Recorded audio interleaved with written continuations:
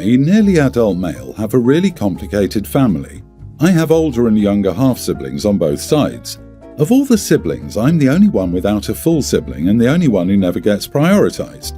My dad has 3 women he rotates being with, Anne, Jane and Heather. Dad has 2 kids with Anne. He has 3 with Jane and 3 with Heather. 3 of Dad's kids are older than me and the other 5 are younger. My mom has 2 guys she's dating, Hank and Phil, on and off. She has 4 kids with Hank, 3 with Phil. Hank's been in her life since high school and she was a teen mom to her oldest, first kid with Hank. 4 of Mom's kids are older than me, 3 with Hank and 1 with Phil, and 3 are younger. My parents basically had a fling that lasted less than a year, and by the time I was born it was over. I think Mom was back with Hank when I was first born. I also think Dad has been married to Jane this whole time, but I don't really know. I was bounced between both houses more frequently than any of my friends with divorced parents would be. Sometimes I spend a week or more with one parent, but other times I'd be a couple of days in one house and sent to the other and sent back. I was also very alone because I had no sibling to share it with. Like, yeah, I had half-siblings, but they all had full siblings. So my parents, while they maybe cared a little, they cared way more about the other kids from the longer-lasting relationships. My mom's extended family saw her as trash and treated us kids the same way. In Mom's house, the kids stick very close to their full sibling group, and so I was an outcast because of that. Dad's kids all get along a little better, but they just don't like me because of who my mom is. My dad's parents are amazing and they kept me sane when I was younger, and they've grown more supportive as I get older. And I asked them a few months ago if I could move in with them. They said of course, and I slowly moved to their house. I didn't want to get either parent weird about it. They might not care as much about me, but I'm pretty sure they don't want to look bad with a kid leaving before 18. My dad didn't care, which was expected, and he told me to pack the rest of my stuff at his house and he'd let me go to my grandparents'. But Mom was angry when she realized. I was already living here by then. Mom asked me what I was thinking, and she said I needed permission because I was still a minor. She called me selfish and told me I was bringing negative attention to our family. I told her moving in with my grandparents was putting me first and nobody else would because I have the wrong parents. She told me I'm an overdramatic teen, and just because my half-siblings don't accept me doesn't mean she hasn't been a damn good mom to me. She told me I was throwing everything away and being rude about it too. Am I the idiot? I'm a damn good mom, said the woman who didn't even notice that her kid moved out. If my teens are quiet for a few hours, I would surely notice them moving out. Ask her, exactly how have you been a damn good mom to me?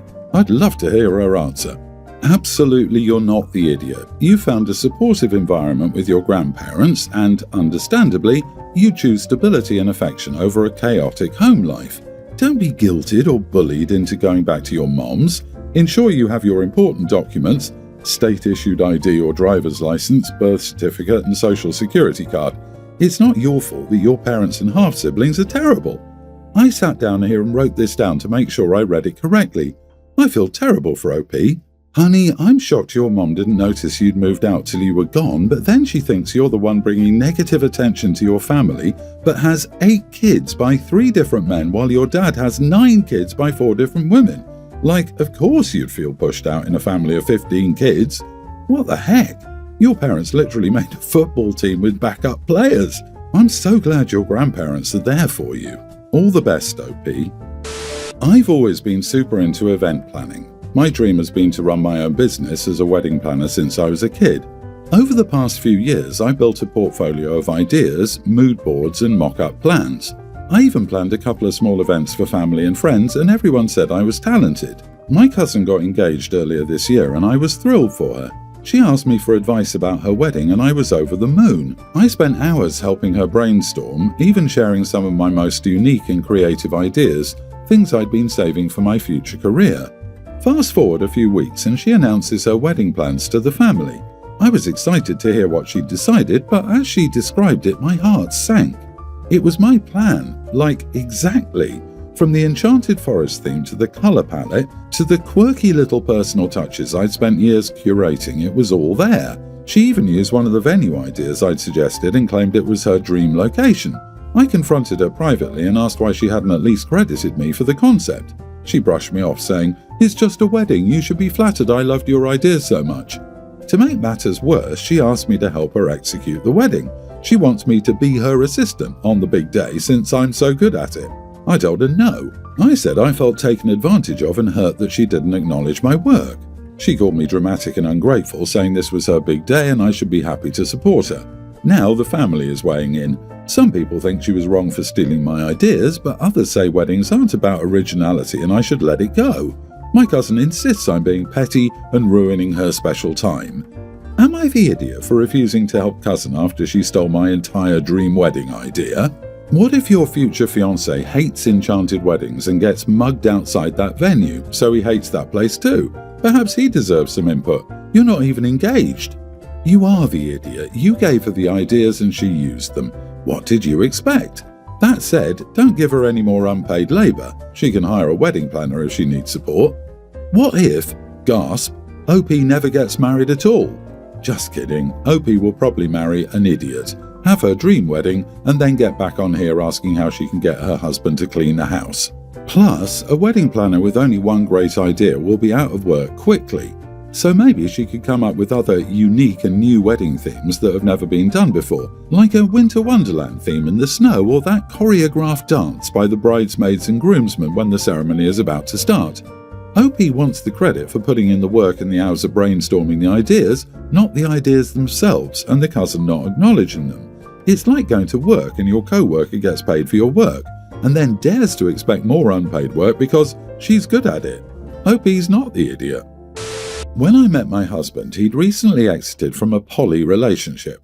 I can say he hadn't kept anything hidden from me, including that he got one woman in the group pregnant. He didn't want to do anything with that lifestyle anymore.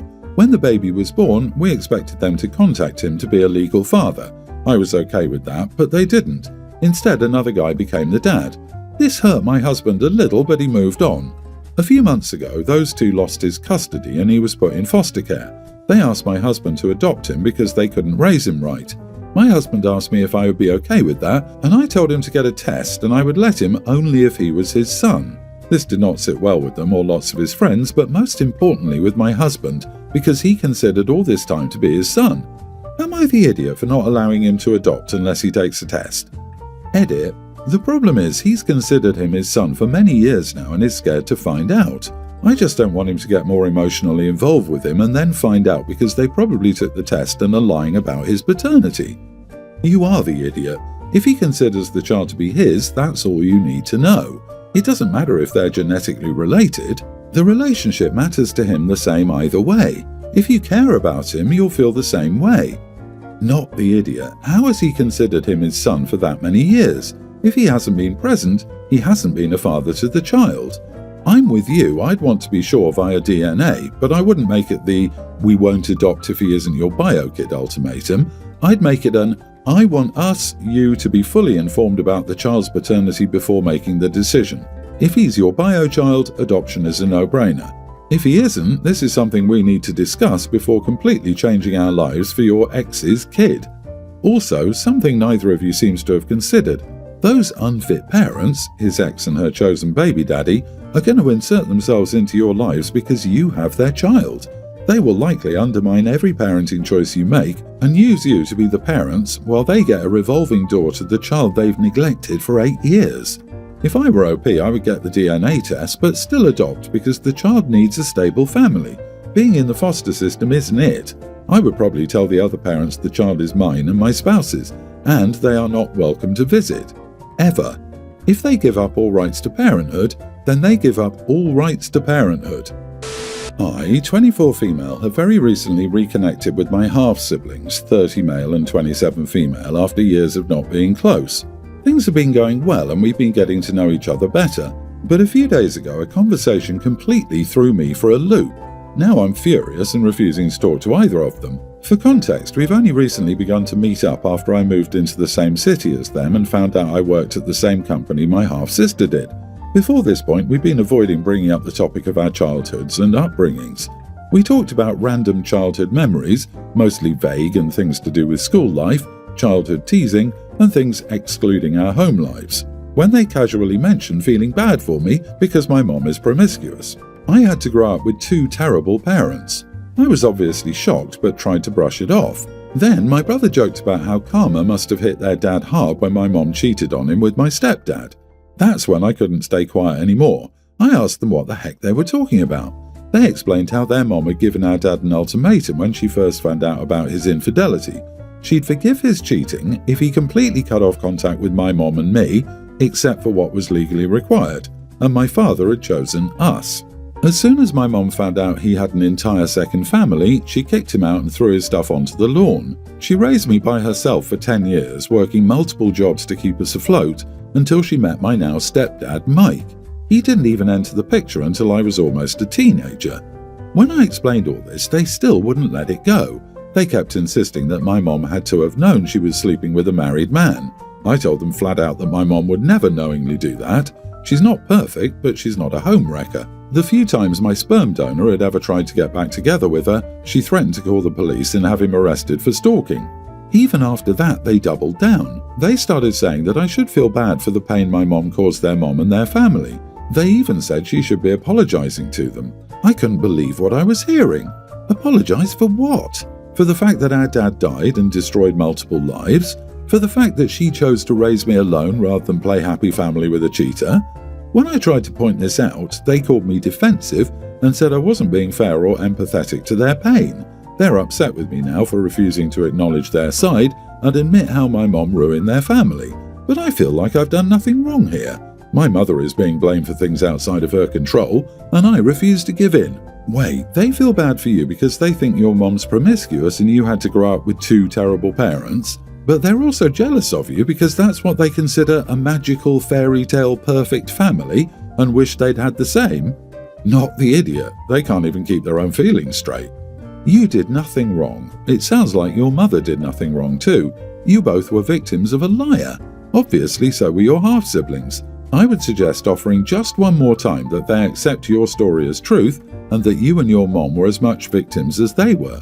If they aren't going to withdraw all the blame they hold against your mom and you, then they aren't worth keeping in your life. I'm sorry this crap is part of your life. So a few years ago, when my grandfather passed, I inherited his pinstripe suit and vest, and only because I was the only one who matched his build and height. It's a bespoke Connolly he had made nearly 35 years ago, and it still looks brand new and stylish today. I have no idea how much it's worth exactly. I just know it's probably at least one order of magnitude more expensive than any other clothing I own, probably to the tune of mid to high 4 figures. Like seriously, take a look at Connolly's prices for casual wear and you will be shocked. So I've got a rule, it's ceremonial. I wear it to look awesome at a wedding ceremony or funeral, for pictures, and basically any event where I have to do nothing but walk and smile and where there is no food, or where dancing and merrymaking might ruin it. I've got another pinstripe suit I paid maybe $300 for that is tailored as well, but it makes me look like a Wish.com version of myself compared to when I'm wearing the real deal. So last weekend I was at a wedding for my cousin. As usual, I showed up in the bling suit for the ceremony and wedding photos, and when we went from the ceremony to the reception I did the swap because it was a buffet with an open bar and dance floor. Cousin's new wife didn't notice for the first hour, but when she did, she went full bridezilla and demanded I change back into my proper suit so I wouldn't look bad in the background of her reception photos. I refused, and she said she'd kick me out if I didn't change. I told her I wasn't ruining a suit more expensive than her wedding dress to look nice in the background of a few selfies and left. Now that part of the family has been blowing up my phone for ruining the wedding. Am I the idiot? In what world is wearing a $300 suit not good enough for a wedding reception? I'm sure plenty of others were wearing equivalent suits.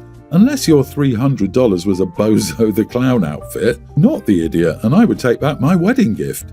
Honestly, it's common for even the bride and groom to change outfits between the wedding and reception, as they don't want to ruin their expensive wedding outfits or can't dance the night away in their ceremony attire. So why can't guests do that? It's crazy she's making such a fuss. No one else would notice a thing. I'm having difficulty figuring out how somebody's cousin leaving early ruins a wedding.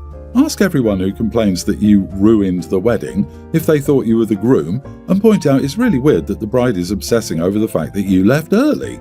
Cousin's new wife sounds like she's a few sandwiches short of a picnic. If family are blowing up over that, that's a few less off your Christmas card list then.